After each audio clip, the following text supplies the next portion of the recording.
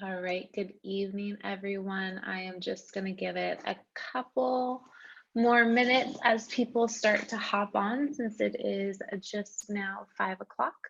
But hope everyone is doing all right. I know that it is interesting times right now, but just glad that you guys are taking the opportunity to pop on here, be with me this evening, and just hope to provide some good information and insight into the digestive system. And if you have any questions that pop up, please feel free just to ask them as I go through.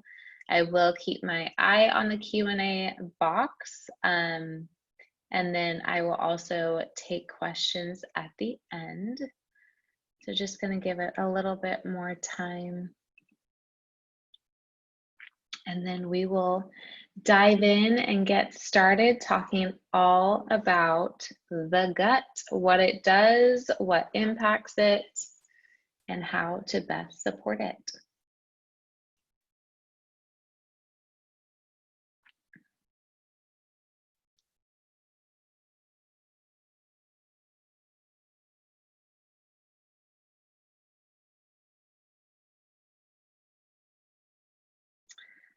All right, well, for the sake of time, I am going to get started, and I will leave my video on for a little bit, and then probably take it off just so that you can focus on the PowerPoint.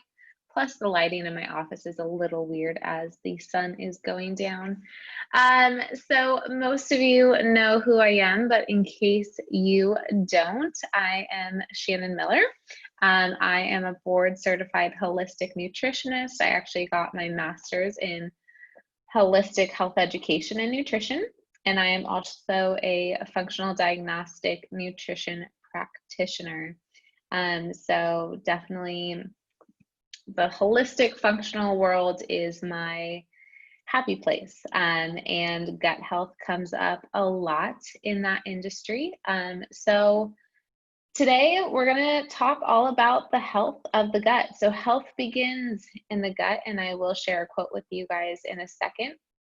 But we will be covering things including digestion, obviously, leaky gut, and even going over autoimmunity as we see that more and more. So Hippocrates said all disease begins in the gut, and I always say that if all disease begins in the gut, then all health begins in the gut as well. So that's really what the focus of this is going to be on. I think understanding that, chronic disease is really impacted by the health of our gut hopefully can motivate us to really wanting to take care of our digestive system now and really take those preventative measures against having to face disease in the future, because really all chronic disease has roots in two things. One, stress, and the second one is digestive dysfunction, and things not being in balance from that perspective. So just to give you a quick little overview of what encompasses the digestive system, and then I'm actually going to really break down each part from a biological level and kind of understanding what each organ in the digestive system does and its function.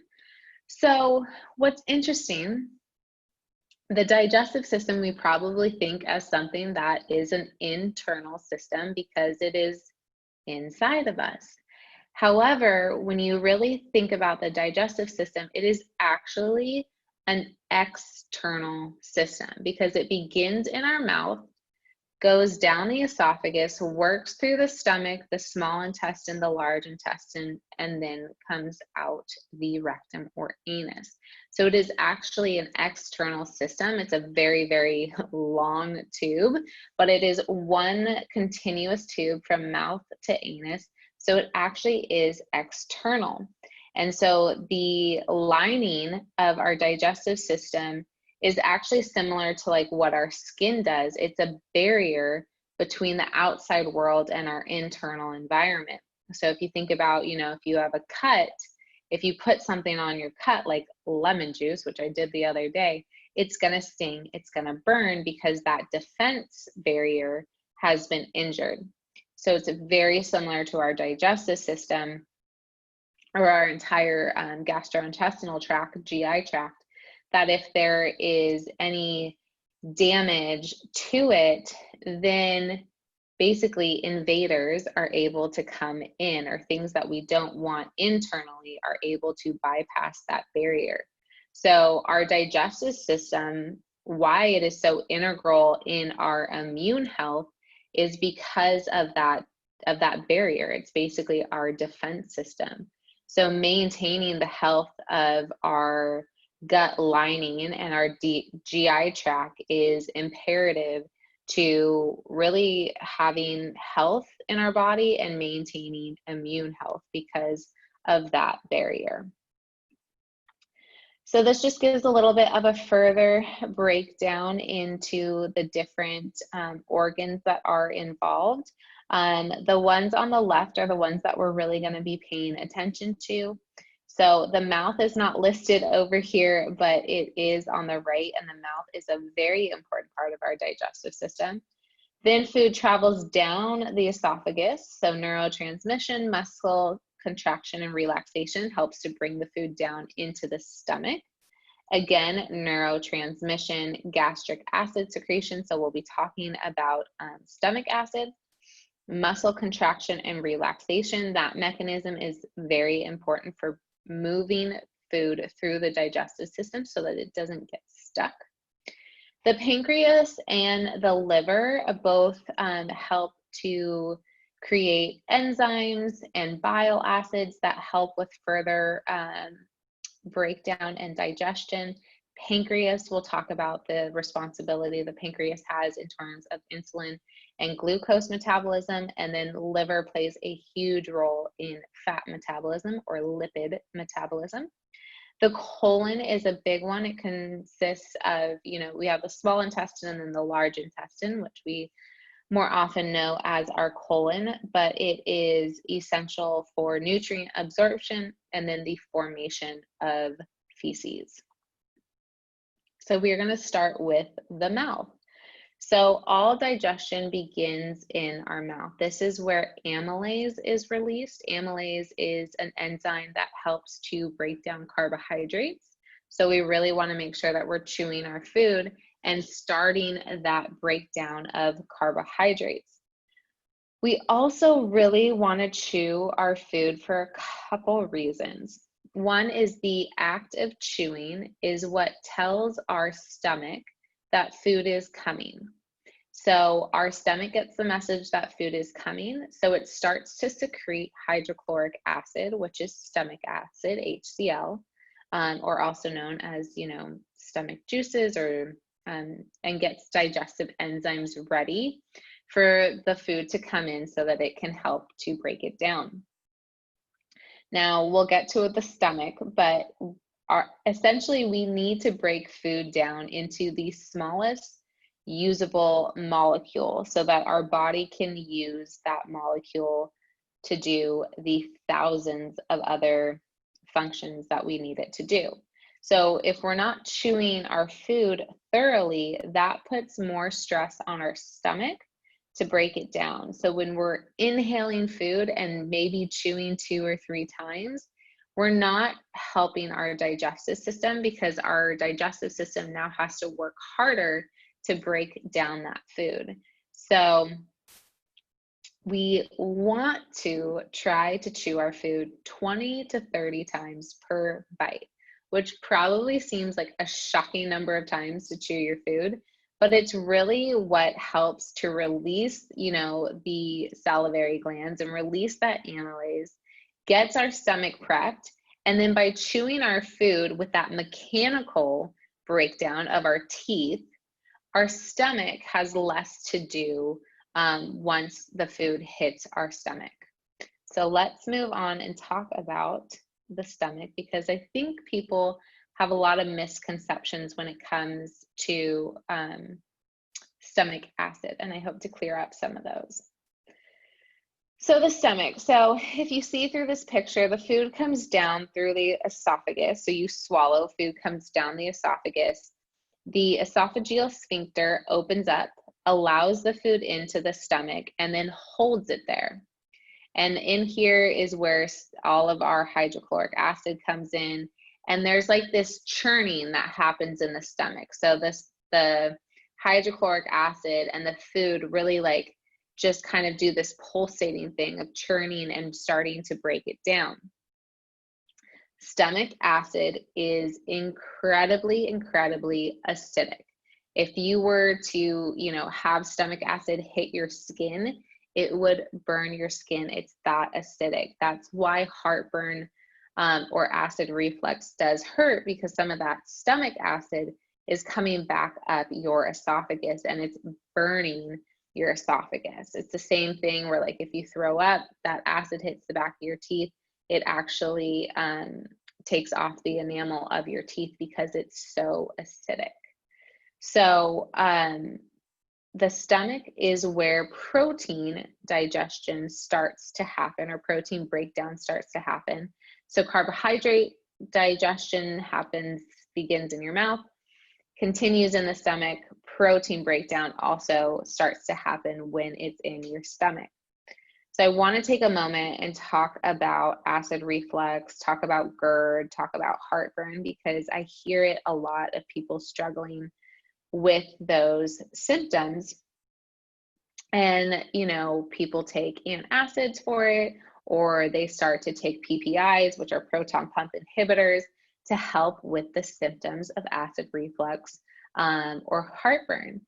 And what what antacids and PPIs do is they actually neutralize or downregulate the production of hydrochloric acid. Because what those drugs are telling the body is you're making too much hydrochloric acid, downregulate. However, usually why we get heartburn or acid reflux is from an underproduction of hydrochloric acid. And when we don't have enough hydrochloric acid in our stomach is like pumping and pumping and churning, trying to do whatever it can to break down the food that's in our stomach, but it's having a really hard time. And so because of that pumping action, food starts to come back up this esophageal sphincter. Now, sometimes the esophageal sphincter doesn't close all the way, and that's another reason for getting acid reflux or heartburn or GERD. But more often than not, it's actually because of low stomach acid. So taking PPIs or taking antacids is actually only making the problem worse. I find that more often than not, I have to supplement people with hydrochloric acid to get their stomachs working again and digesting food properly again. So big common misconception there. So definitely want to work with somebody if those are symptoms that you're experiencing, to make sure that you're actually having somebody that's looking at the whole picture and taking the right approach for what's truly going on. Otherwise, problems could just be made worse. I've come across people that have been on antacids for upwards of 20 years. So not something that you want to get stuck with. So once this stomach and hydrochloric acid has done everything it needs to do, food then passes through the pyloric sphincter, and now we're about to head into the small intestine, but we're going to take a side detour into the role that the pancreas and the liver play as well. So the pancreas is responsible for releasing insulin and getting glucose into the cells for energy. So when we eat and we have carbohydrates or we have sugar, insulin releases to help get that sugar, glucose, into the cells for energy. If the body does not need that glucose in the cells, it then goes on to get stored as fat. What happens with insulin resistance is that that glucose is not able to get into the cell because the cell has become resistant to insulin. So instead of glucose going into the cells, now we have excess glucose in the bloodstream. Excess glucose in the bloodstream gets stored as fat, and then we start to accumulate more fat on the body. So if the pancreas is not working properly, or if we're not eating the right foods, then we can become insulin resistant, and that's when generally you'll see people start to gain weight. Even if their diet hasn't changed at all, they'll just start to put on some pounds and not be able to lose it. Moving on to the liver and the gallbladder. So the liver and the gallbladder are instrumental in helping to digest fat. And that is because of the role bile plays. So bile helps to break down lipids. Lipids is another word for fats or fatty acids. The liver is also really important for phase 1 and phase 2 detoxification.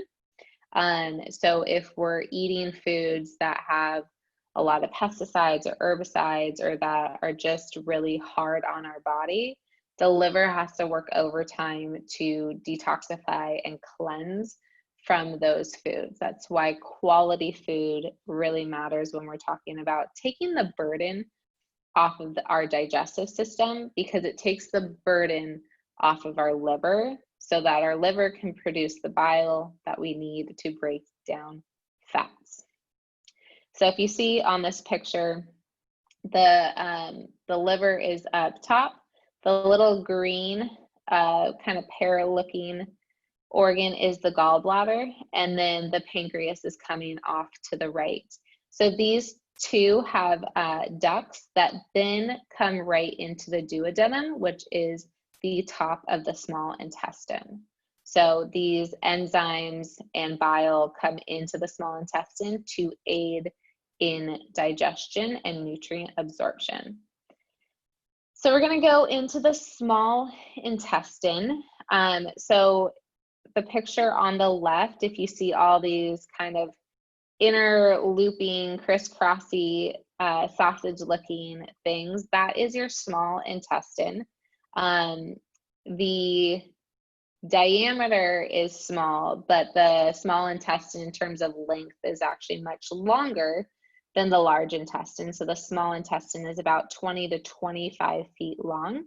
And this is where the majority of nutrient absorption takes place. That's why it's such a long channel, because it takes time for nutrients to get absorbed. And there's something called microvilli that are on the epithelial lining of the small intestine.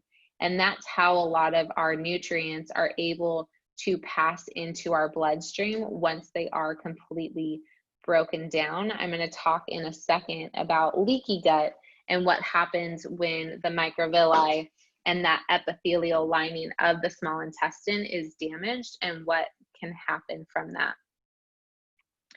So some of the most common small intestine associated diseases that we see, and I think most people are really familiar with these and maybe even struggling with these, is celiac disease. And that is when the microvilli are like little fingers. And what happens with celiac disease is those microvilli are like completely flattened out. So makes absorbing nutrients really difficult. SIBO is small intestinal bacterial overgrowth. So that's actually when bacteria from the large intestine migrates up into the small intestine and takes over. Really common sign of SIBO is bloating after really any kind of vegetable, bloating after even really small meals, and just kind of having that distension in the gut all the time. Crohn's and ulcerative colitis, IBS, irritable bowel syndrome, intestinal cancer, and ulcers are also associated with the small intestine. So the large intestine takes three parts. It's the ascending colon, the transverse colon, and then the descending colon. And the main thing that happens in the large intestine is that water is reabsorbed. So we really are making kind of that long sausage-like bowel movement that is eventually going to get out. So we need to get that water out so that that can be a little bit more compact when it leaves us. The large intestine has a huge role in the maintaining the microbiome of our gut. So people are talking a lot about prebiotics and probiotics and beneficial bacteria and good bacteria, and what that is targeting is the large intestine, because our microbiome really lives there. And you guys, we have about 100-to-1 bacteria to cell ratio in our body. So we have much more bacteria in our body than we do cells, and that's a good thing. We want a lot of different bacteria in our bodies. We just want to make sure that it's beneficial bacteria, or quote unquote good bacteria. But I'm going to talk about bacteria in a second, because just because it's possibly a beneficial strand of bacteria, even a beneficial strand of bacteria, there can be too much of it, or there can be an imbalance of it. So the microbiome is a very, it's a lot about balancing all of those different strands out. So another thing with the large intestine is this bacterial fermentation of indigestible materials, which are more commonly referred to as short chain fatty acids. And short chain fatty acids is what actually creates the energy for these bacteria, as well as for the cell walls. So they're extremely important. And short chain fatty acids, people are probably thinking comes from fat. No, it comes from fiber. So the fiber and pre and probiotics are just really important when talking about the health of the digestive system and the health of the gut. We really need fiber. I think one of the reasons we see so many digestive issues, gut issues today, and then chronic health issues is because there's this lack of fiber in the body. When there's a lack of fiber, that generally means that there's dysbiosis in the body, dysbiosis being that imbalance of bacteria in the body. So all of those come into play when talking about the health of the digestive system. Again, if you guys have any questions, please just ask them in the little Q&A box, because I know that I can speak a little bit fast sometimes. So please, if you have questions, write them there or write them down so that you don't forget. So talking about the rectum, this is the elimination site. This is eventually where you will hopefully take a very nice bowel movement at least once a day, if not 2 to 3. So there's something that goes on actually throughout the entire digestive system, and that's called peristalsis. And it's this kind of contract and then release. So like it's almost like a pulsating thing of like contract, release, and that's what moves everything through the digestive system. It's what gets things into the stomach from the esophagus. It's what pushes things through the small intestine and through the colon. So it contracts, and when it releases, it goes forward. It contracts, when it releases, it goes forward. So we want a steady peristalsis happening. We want them to be strong enough to move things forward so that we don't get food stuck in the digestive system and take too long to get through. So there is something called transit time, and that is just from the time you eat something until the remnants of it come out of your rectum. 12 hours is too short, 48 hours is too long. So generally between 12 to 36 hours is kind of a good transit time. Fun way to test this is that you can get sesame seeds, black or white sesame seeds, or flax seeds.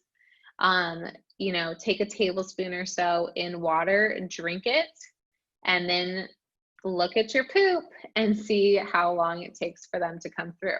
Just make sure that you're not eating flax seeds, chia seeds, or sesame seeds in any other foods for that, you know, period of time.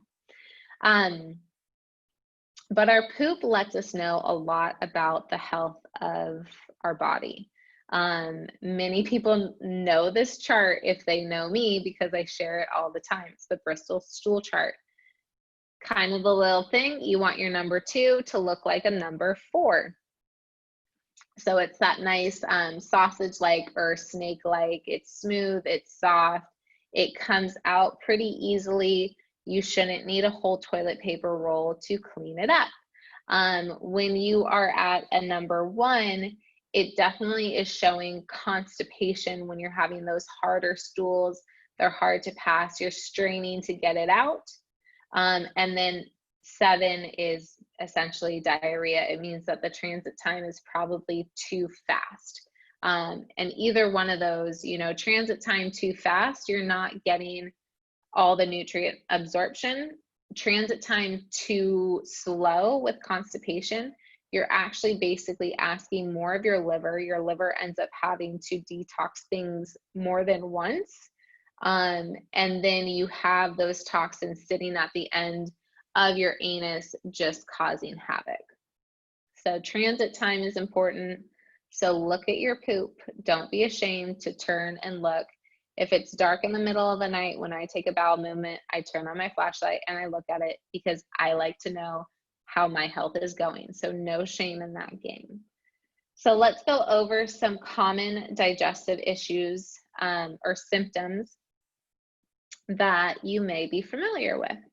Gas, bloating, excessive fullness after even small meals, constipation, loose stools, so diarrhea, weight loss resistance, heartburn and GERD or acid reflux can also be in there, nausea, pain or sensitivity in your abdominals, skin issues, so acne, eczema, rosacea, psoriasis, all of those skin issues, memory and brain fog, so not being able to, you know, get the right words out. Maybe I'm having some, just kidding. Or, you know, searching for a word, not being able to recall it as quickly. So, you know, a lot of neurological diseases have connection to the gut because there's a strong connection. There's the gut-brain axis connection. So a damaged gut can definitely impact the health of the brain. And actually, most TBI patients, so traumatic brain injury patients, have gut issues as a result. So there's this very strong connection between the gut and the brain.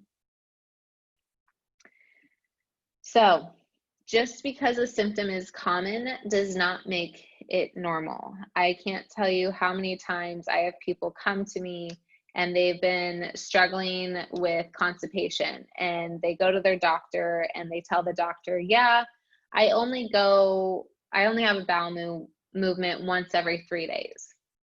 And the doctor goes, oh, that's common, you know, so that's normal. And it's like, no, just because it's common does not make it normal.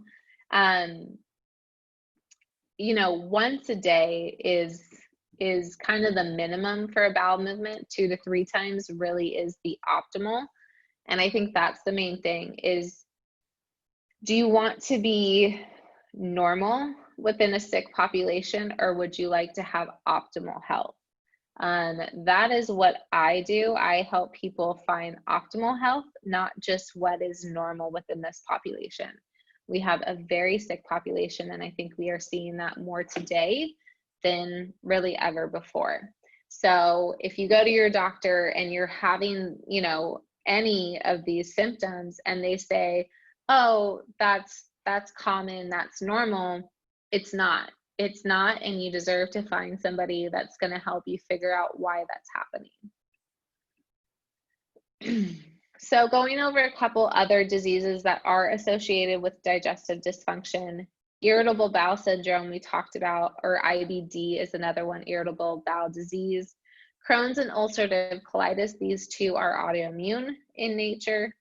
Cancer, gallstones, heartburn, acid reflux, GERD, hemorrhoids, so more in the rectal region, gastric ulcers, and even pancreatitis.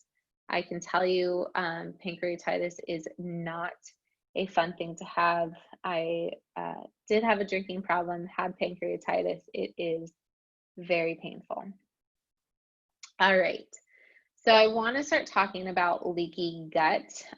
It, from a medical standpoint, is actually termed intestinal hyperpermeability, but most people today are referring to it as leaky gut.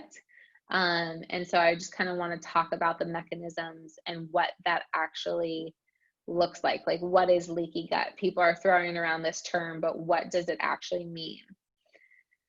So you can see in this picture, kind of towards the left-hand side, you have these tight junctions.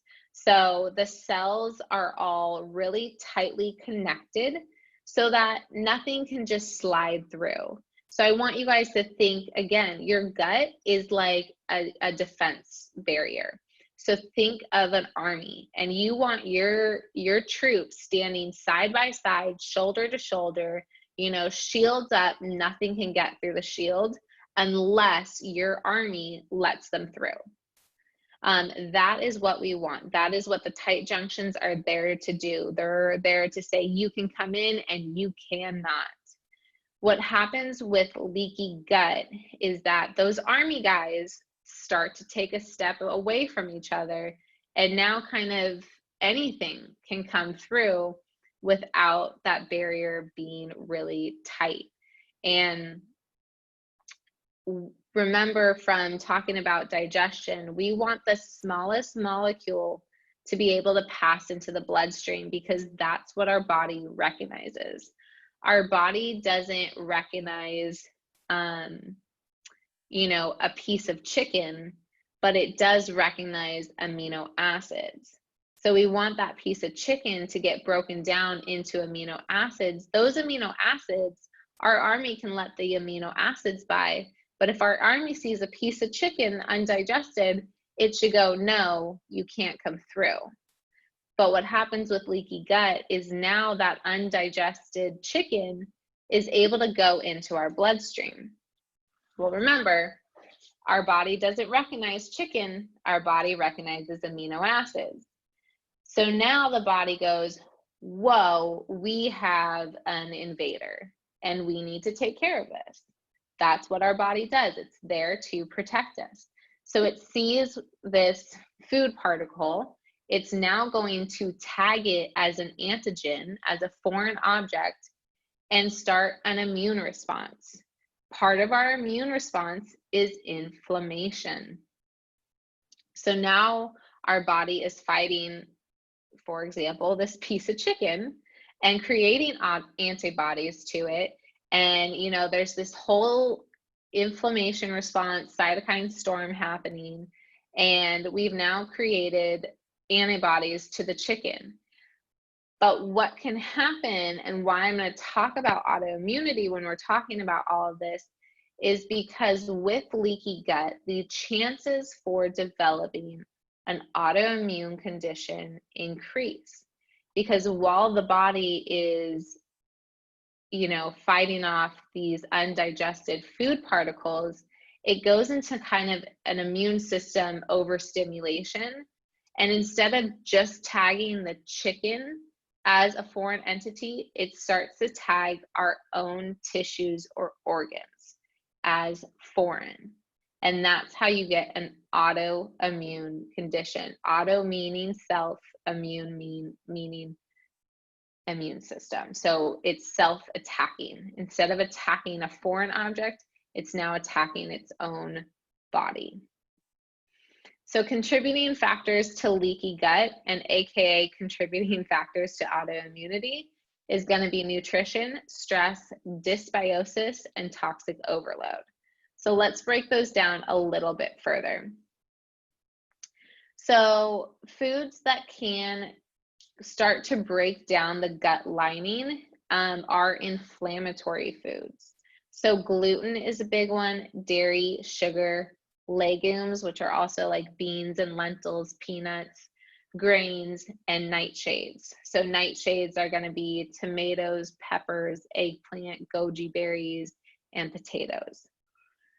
I want to take a second to talk about gluten because everybody tends to ask me about gluten at some point in time. They ask me, is it really that bad? Is it all it's cracked up to be? Yes and no, to be quite honest. If you saw my last presentation, I did go into gluten a little bit, so I will condense this. Gluten does not break down into the smallest molecule. So when I said that our body only recognizes the smallest molecule, gluten doesn't break down like that.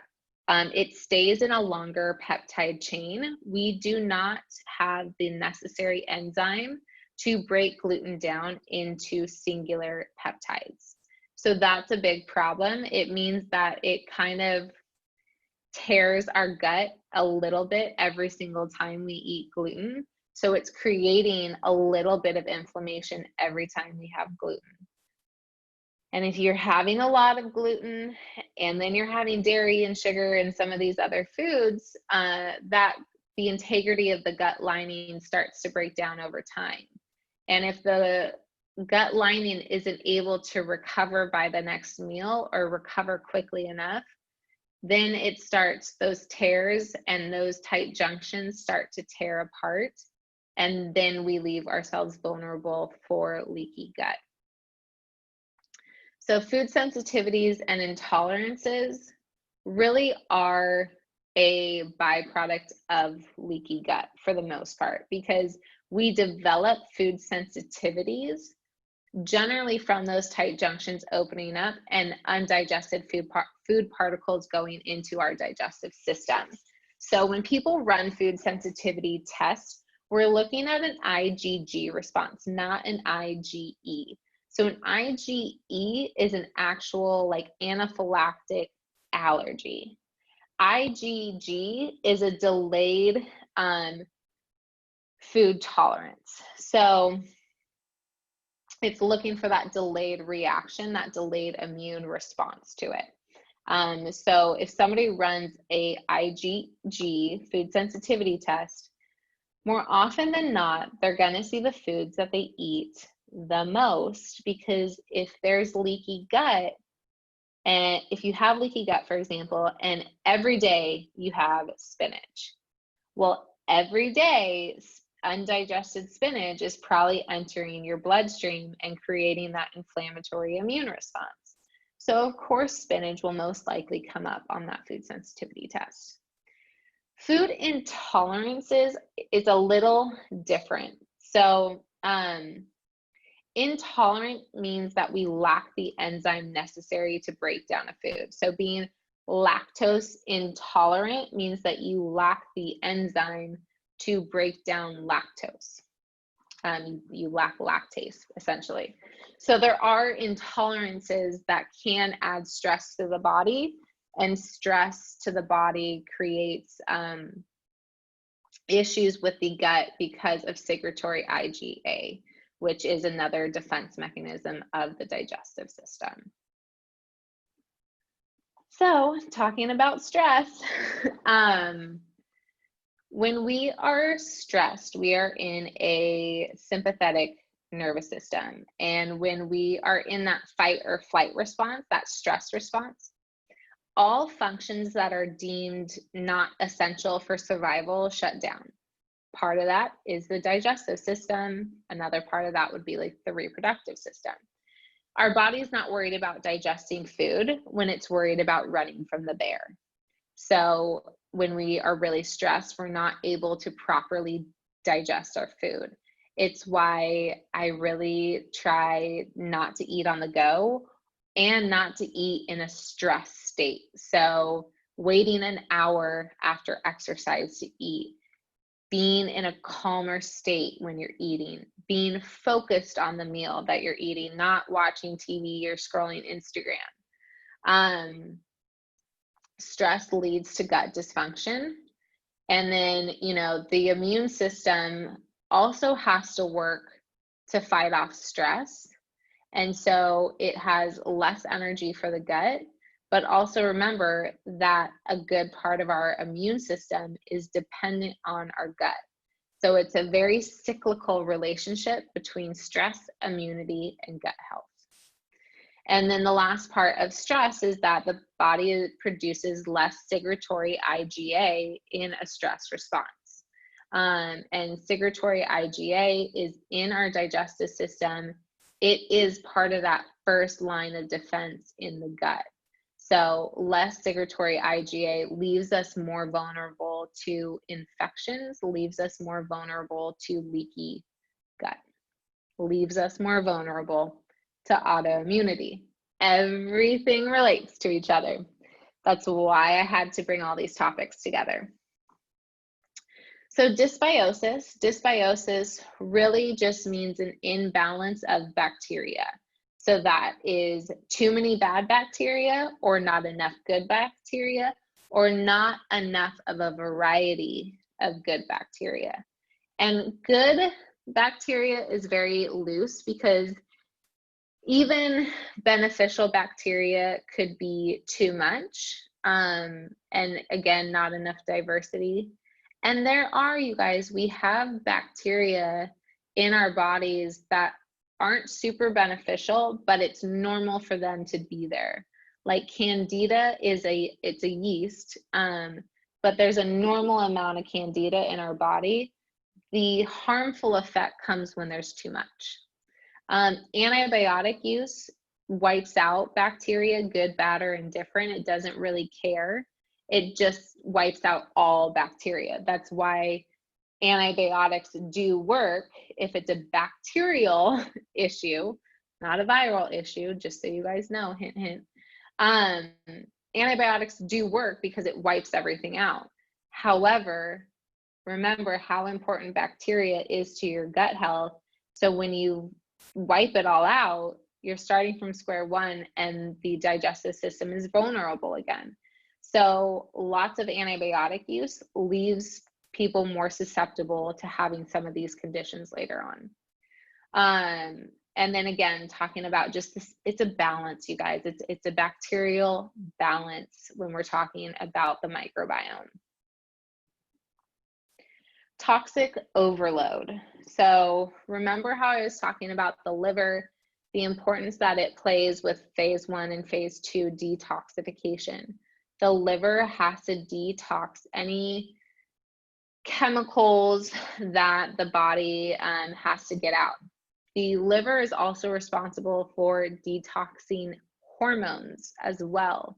So there's a lot that it's detoxing internally, and then it's being asked to detox things that we are bringing into it through the food that we're eating, through the air that we're breathing, and through the products that we are using.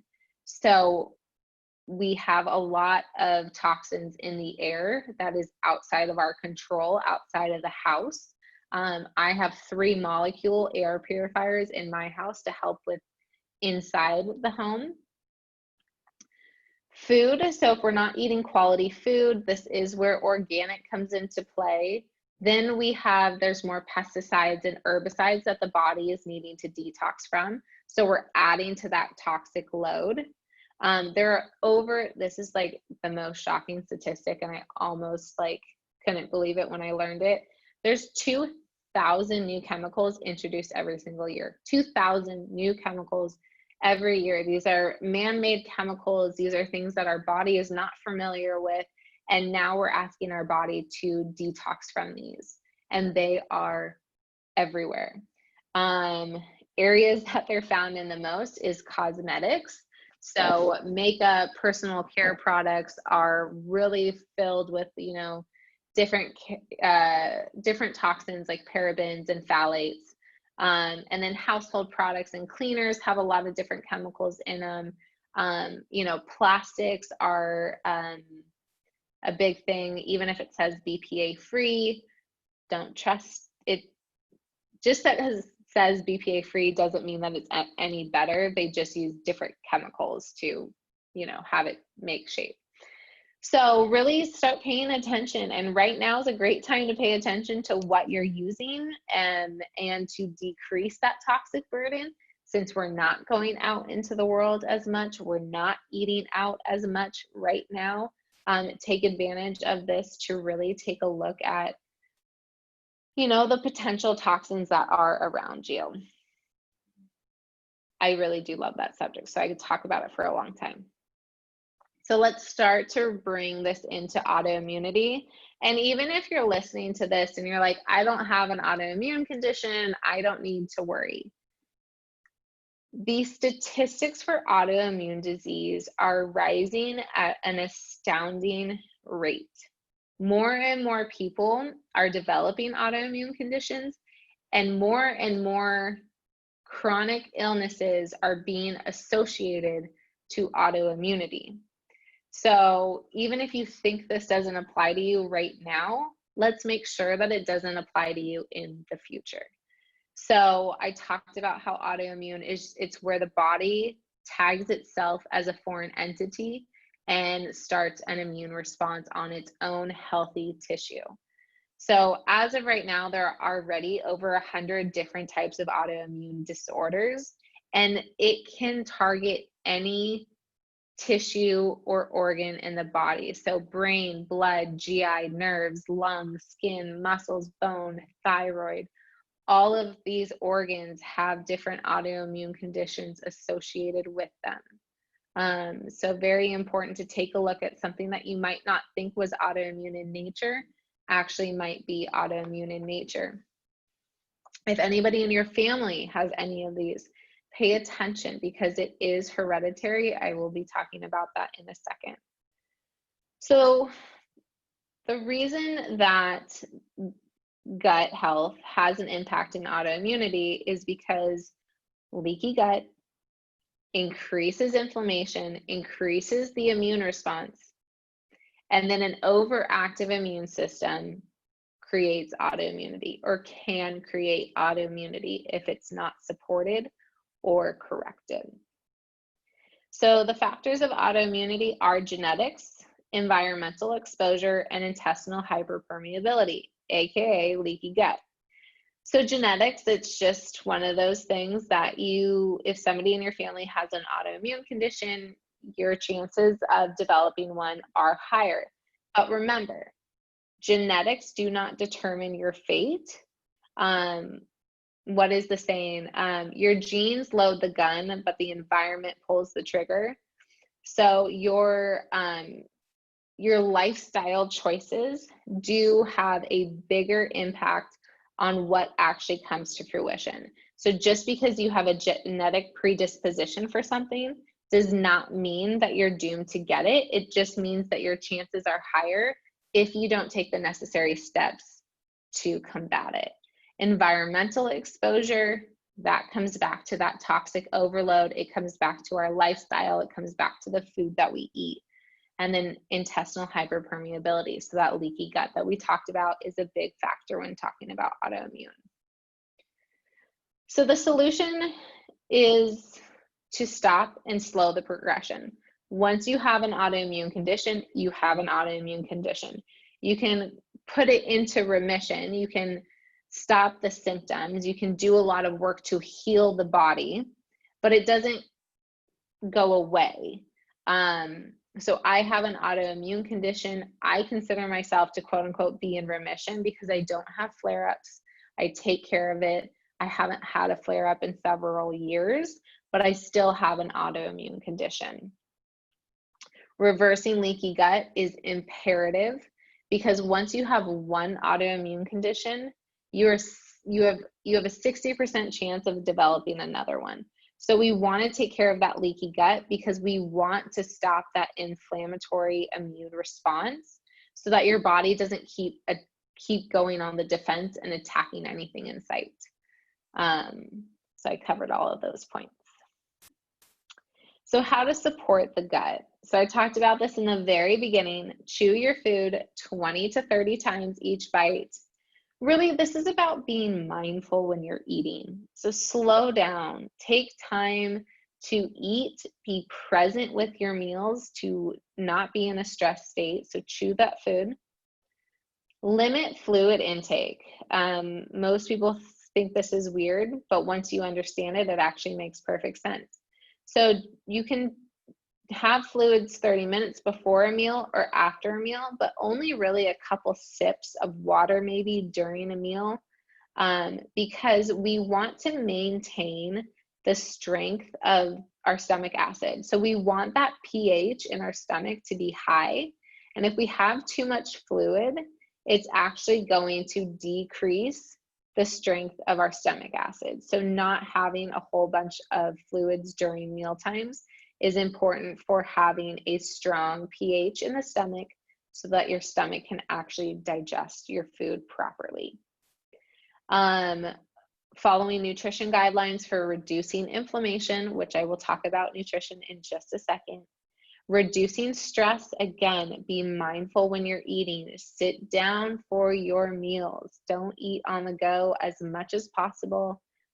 Right now, we're not going many places, so sit down and actually eat your food. Supplement when necessary. I will go over a general supplement guide, and then using functional lab testing to uncover hidden stressors. I am going to touch upon some of these a little bit more in depth. So nutrition, following an anti-inflammatory diet can be very helpful for really down-regulating that inflammatory response, that immune response. So this very much is about getting the symptom under control and then go into really healing the root cause. So taking out gluten and dairy first and foremost, then taking out grains and legumes, and avoid nightshades if you need to.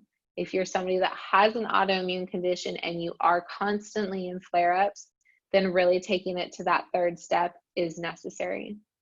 Avoiding food sensitivities and intolerances, ones that you know, or testing for them, or doing an elimination protocol to figure out what those food sensitivities are.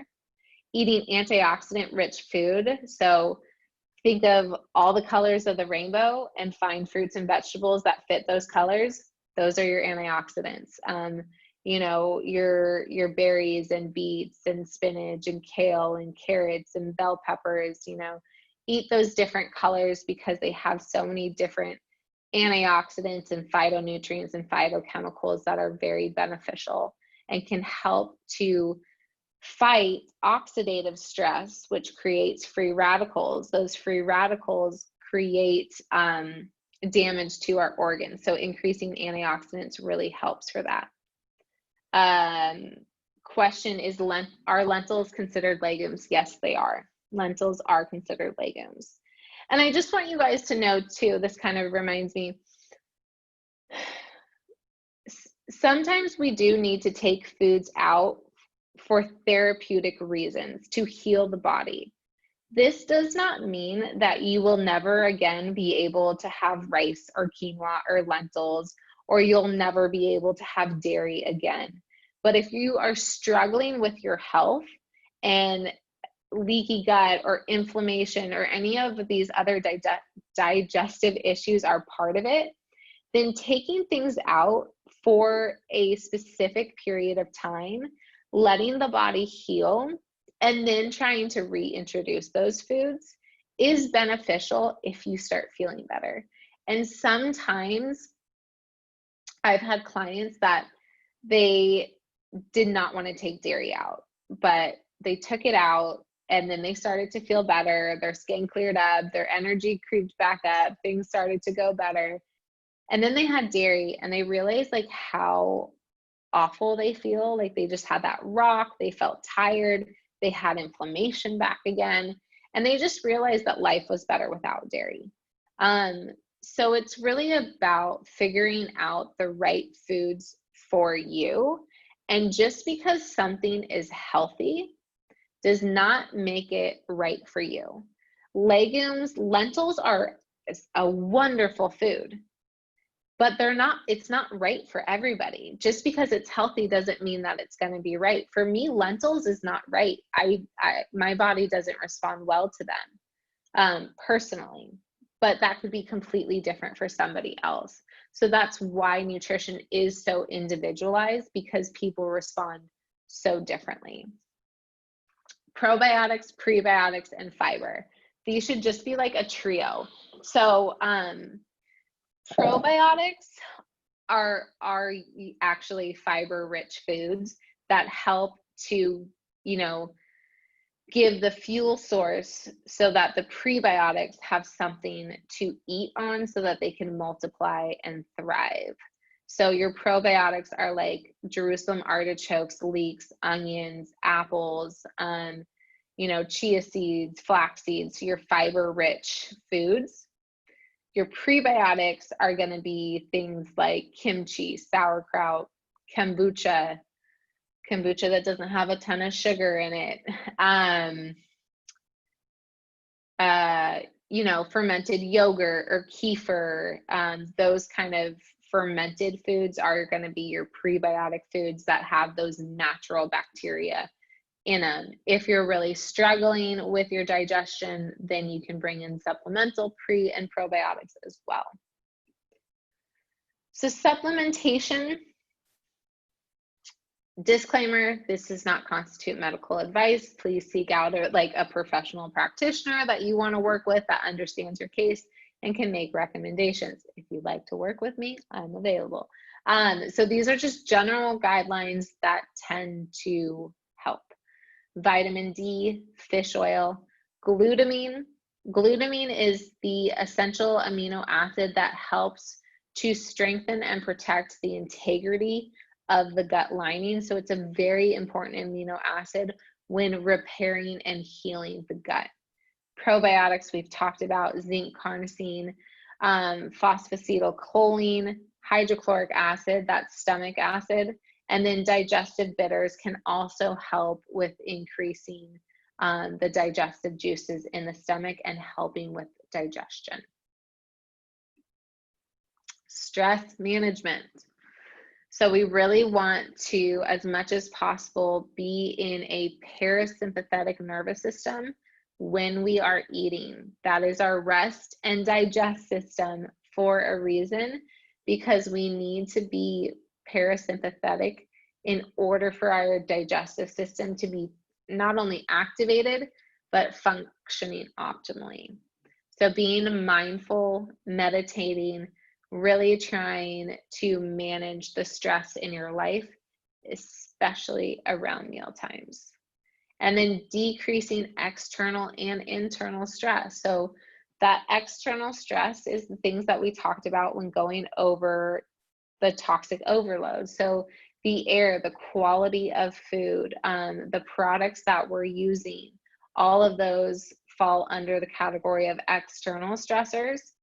Exercise can actually be, it is a stress, it can be a good stress, but it can be too much at the same time for certain people, or when it's too much for a certain person.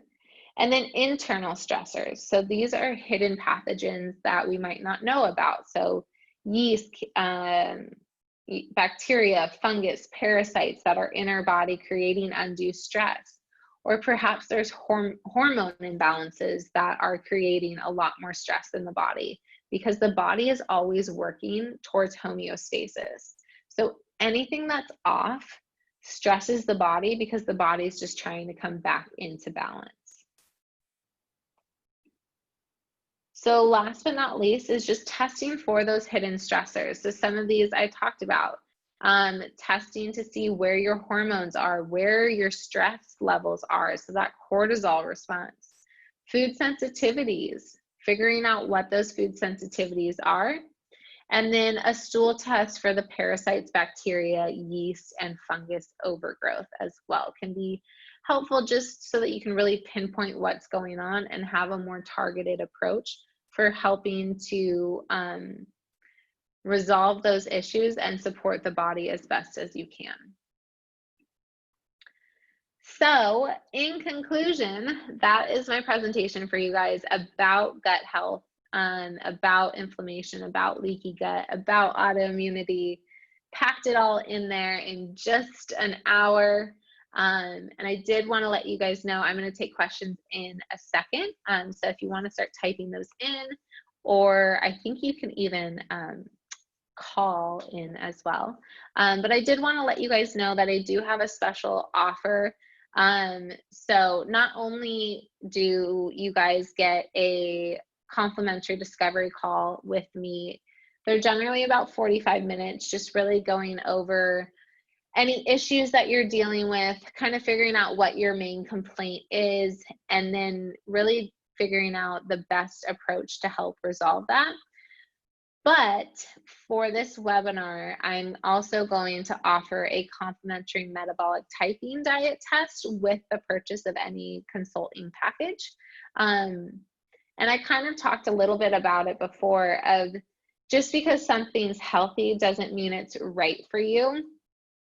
And figuring out your metabolic type really helps to figure out what foods in what portions are right for your body.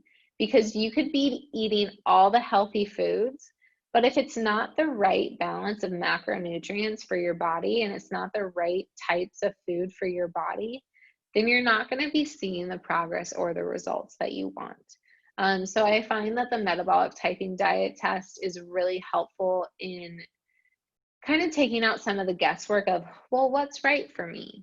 So it's a really good place to start. And I've had people have a lot of success just by following that alone in the beginning. So we are just at an hour, and I do want to open it up to questions. So if you guys want to just start typing them in there, I will answer them. What other forms of remedies can be used for acid reflux instead of over-the-counter pills? So I think the first part is really to figure out what the acid reflux is from. And I did, kind of mention earlier that often it is due to not enough stomach acid. So supplemental hydrochloric acid can be taken.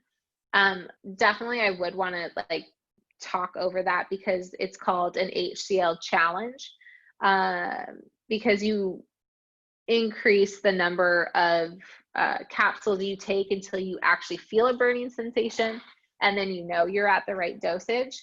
But other things that can also help, doing lemon water before meals can help, because it's generally a digestive issue, not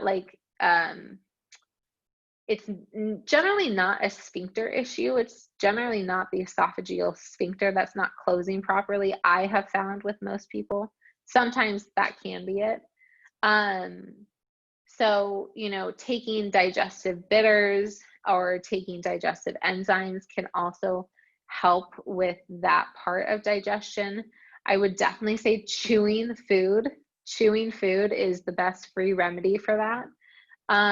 Making sure that you aren't going to lay down right after. So a good rule is to have, dinner, especially at least 3 hours before bedtime, so that your body has time to work it down, so that then those juices aren't coming back up. Definitely not drinking water during meals. And then getting in enough fiber as well can be helpful for acid reflux. But lemon juice and even apple cider vinegar about 30 minutes before meals can help, which seems so contrary because they're acidic. But lemon and apple cider vinegar are actually very alkaline to the body, not actually acidic to the body. They're an acid, but they're not acidic. I can tell you guys more about that later. But hopefully that helps clear that up. I also did a blog article about acid reflux and GERD that has kind of a little bit of a protocol laid out on it as well. So you can check that out. Let me see if I can pull up that link. I don't think I can. Any other questions?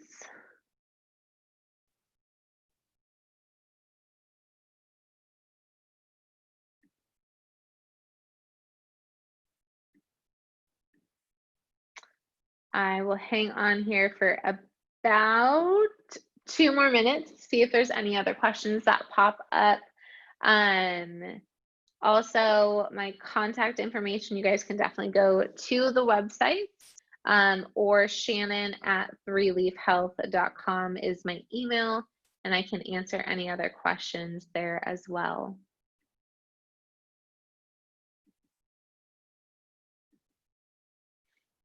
But hopefully you guys are all surviving the shelter in place order, not going crazy yet. At least we only had a little bit of rain and we can still get outside. All right, you guys, well, if you have any other questions, shoot them over to me. But thank you so much for joining me tonight, and I hope you have a great rest of your week, and I will see y'all soon.